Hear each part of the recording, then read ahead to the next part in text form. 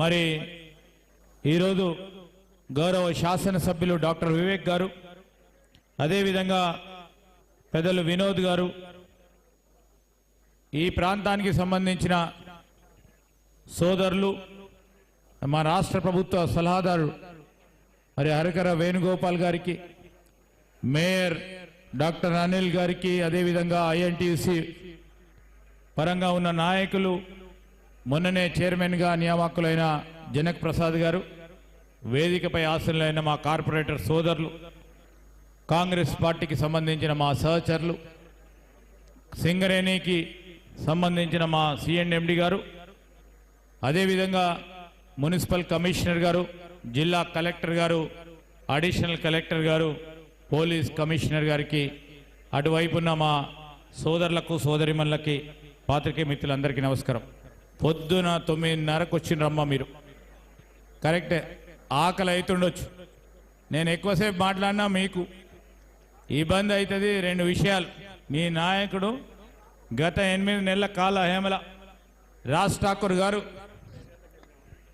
ఠాకూర్ గారు నిరంతరం ఈ ప్రాంత అభివృద్ధి సంక్షేమానికి సంబంధించి ప్రధానంగా రామగుండము ఉన్న బీ పవర్ హౌస్కు సంబంధించి కొత్త పవర్ ప్లాంట్ నిర్మాణం చేయాలి, పెద్ద ఎత్తున ఈ నిర్మాణ కార్యక్రమాలు చేపట్టాలని నిరంతరం పొద్దున్న లేచి నుంచి అదే జపం చేసేవాడు.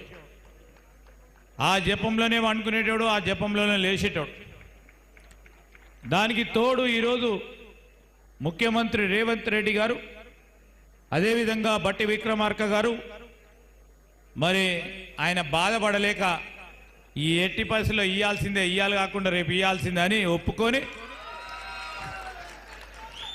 ఈ ప్రాంత వాసులకు ఉపాధి కల్పించాలి. ఈ ప్రాంతం మళ్ళా దేశవ్యాప్తంగా మనము ఇక్కడ ఉన్న మా పవర్ జనరేషన్కు సంబంధించిన ఎన్టీపీసీ వెలుగులు జిమ్మిన, దానికి సంబంధించి జెన్కోకు సంబంధించిన వెలుగులు జిమ్మిన, ఈ ప్రాంతానికి సంబంధించిన మా అన్న తమ్ముడు పనిచేస్తేనే దేశవ్యాప్తంగా కరెంట్ వచ్చే విధంగా నిరంతరం ఉండిపోవాలని రాజ్ ఠాకూర్ గారు, అదేవిధంగా మా పార్లమెంట్ సభ్యులు ఒక ఆలోచన చేస్తే ఒక ప్రక్రియ భాగంలో ముందుకెళ్ళి ఈరోజు బట్టి గారిని ఒప్పించి మెప్పించి 8,000 పై చిలుకు కోట్లతో ఈరోజు వారు మరి రాష్ట్ర ప్రభుత్వం తరఫున ప్రకటన చేయటం అనేది ఇక్కడున్న మా సోదరుడు రాజ్ ఠాకూర్ గారికి ప్రత్యేకంగా అభినందనలు, శుభాకాంక్షలు తెలియజేస్తా ఉన్నా. ఎందుకు చెప్తా ఉన్నానంటే అభివృద్ధి చేయాలి, సంక్షేమం చేయాలి. ఎన్నికైన ప్రజాప్రతినిధి ఏ విధంగా ఉండాలి? ఒక గన్మెనో, 2 గన్మెన్లో, లేకుంటే నా ముందట పైలటో, నా ముందట ఎస్కాటో, దాని గురించి కాదు.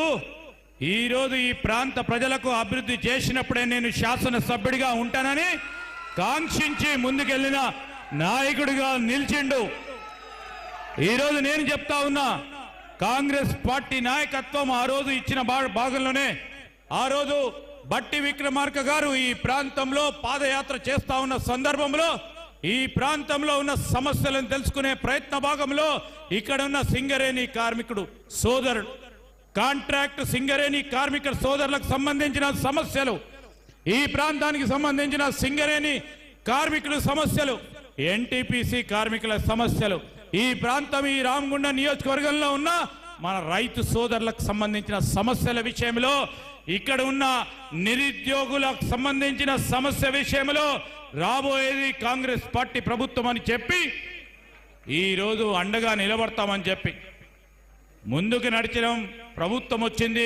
ఒకటి తర్వాత ఒకటి. మీరందరూ మహిళా సోదరిమణులు ఉన్నారు.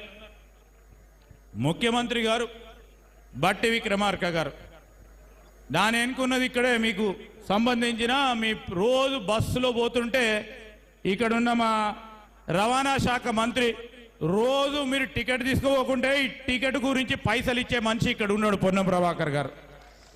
దానికి ఆమోదం తెలిపే వ్యక్తి మా ఫైనాన్స్ మినిస్టర్ గారు. ప్రతి నెల 400 కోట్ల రూపాయలు పొన్నం ప్రభాకర్ గారు డబ్బులు కావాలని పంపిస్తే మహిళలకు సంబంధించిన బస్సులో ప్రయాణం చేస్తున్న వారికి ఈరోజు కావాలంటే నిధులు పంపించి ట్రాన్స్పోర్ట్ కార్పొరేషన్ ద్వారా మేమిచ్చిన మొదటి వాగ్దానం మహాలక్ష్మి వాగ్దానంలో ఈరోజు మహిళా సోదరిమణులకు ఉచితంగా బస్సు ప్రయాణం కలిగిస్తూ ఉన్నామంటే ఇక్కడ ఉన్న ఇద్దరు మంత్రులు. మేము ఎందుకు చెప్తా ఉన్నామంటే ఒక్కటి తర్వాత అక్కడ 200 కరెంట్లకు సంబంధించి మరి బట్టి గారు చెప్తారు. 10 లక్షల రూపాయల రాజీవ్ ఆరోగ్యశ్రీ ఇస్తా ఉన్నాం. ఈరోజు మరొక కార్యక్రమం మా సోదరులు మరి ఇటు పక్కన ఉన్న రాజ్ ఠాకూర్ గారు, అటు పక్కన ఇంకో ఆయన ఉంటాడు విజయ రమణారావు గారు, ఇద్దరు బలవంతులు, నేనేమో మరి బక్కగా ఉన్నదే. ఇద్దరు కలిసి ఒకటి కాకుండా ఒకటి పని కావాలని నిరంతరం వెంబడి పడతా ఉంటారు. దాంట్లో భాగంగానే ఇక్కడ ఉన్న నిరుద్యోగ యువతి యువకుల గురించి అన్నా, నువ్వు ఐటీ రంగానికి సంబంధించిన మంత్రి ఉన్నావు, మన గోదావరి కనిలో ఉన్న నిరుద్యోగులకు ఏదైనా చేయాలంటే అదృష్టవశాత్తు మరి విజయ రమణారావు గారి నియోజకవర్గంలో ఆలోచన చేసినాం. ఒక రూరల్ టెక్నాలజీ సెంటర్ అని సాఫ్ట్వేర్ సంస్థను తీసుకొచ్చాలని ఆలోచన చేసినాం. ఆ క్రమంలో ఆ సందర్భంలో మీటింగ్లో మా రాజ్ ఠాకూర్ గారు ఉన్నారు.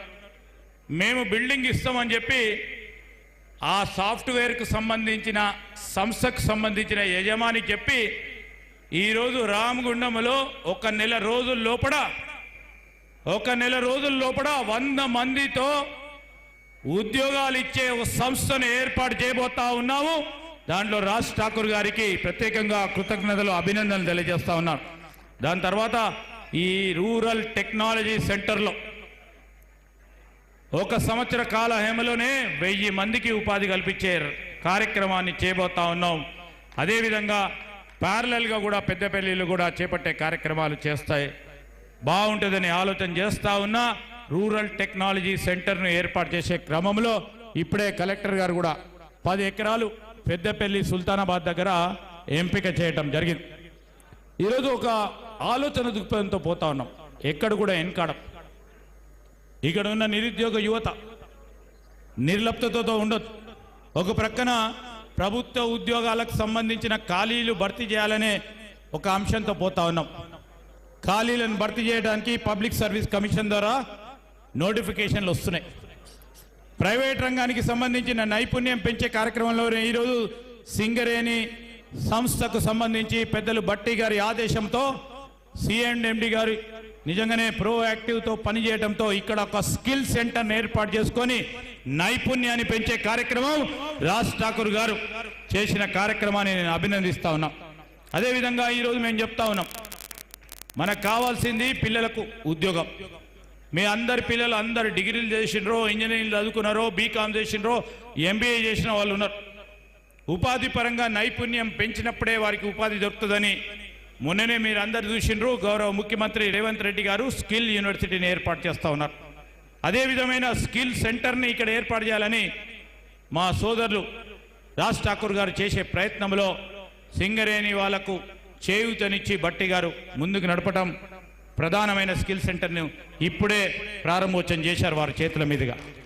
నేను ఒకటే కోరుతా ఉన్నా, ఈరోజు నేను ప్రతిపక్షాలకు సంబంధించి ఈరోజు అనేక సందర్భాల్లో చెప్తా ఉన్నారు, 9 సంవత్సరాల పాటు వారి ప్రభుత్వ హయాంలో ఉండే సింగరేణి కార్మికులకు దగా జరిగింది, రైతులకు దగా జరిగింది వారి హయాంలో.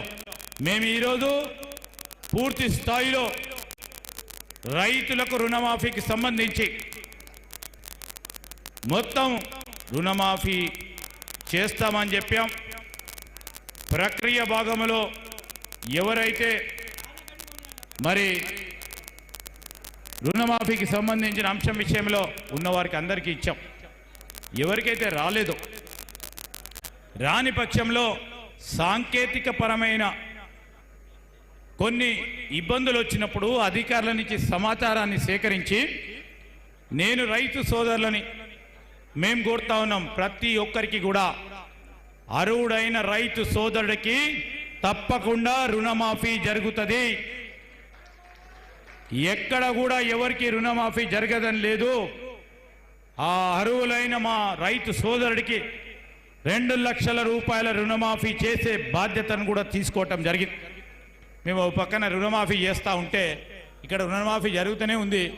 ఇక రుణమాఫీ జరుగుతలేదని గ్లోబల్స్ ప్రచారం చేస్తూ ఈరోజు ప్రభుత్వం పరంగా బురద జల్లే కార్యక్రమం, ఈరోజు అధికారం పోయిందని బాధపడుతూ చేస్తూ ఉన్న టీఆర్ఎస్కు సంబంధించిన నాయకత్వం ఆ విధంగా చేస్తుందంటే వారికి ఏ విధమైన ప్రేమ ఉందో చూడాలి. ఉద్యోగాలు కల్పించారు, సింగరేణి కార్మికుల సంక్షేమం గురించి ఆలోచన చేయరు, ఈరోజు అభివృద్ధి గురించి ఆలోచన చేయరు. మళ్ళా ఇక్కడే ఇదే 63.5 మెగావాట్కు సంబంధించిన ఈ పవర్ ప్లాంట్ ఆధునికరణ చేయమని ధర్నాలు చేసినా పట్టించుకోరు.